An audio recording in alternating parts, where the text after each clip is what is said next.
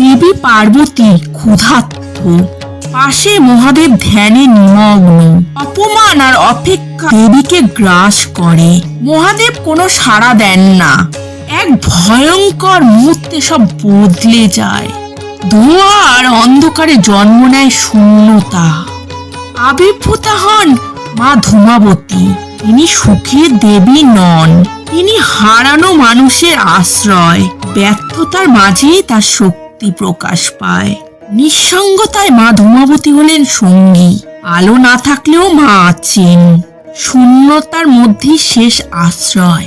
সকল দেবী আলো, সৌন্দর্য, মঙ্গল নিয়ে আসেন, কিন্তু মা ধূমাবতী জন্ম নিয়েছেন ক্ষুধা, নীরবতা ও শূন্যতার গর্ভ থেকে। যখন প্রার্থনায় উত্তর মেলে না, যখন জীবন শুধু হারানোর গল্প বলে, তখনই স্মরণ করা হয় এই অজানা দেবীকে, মা ধূমাবতীকে।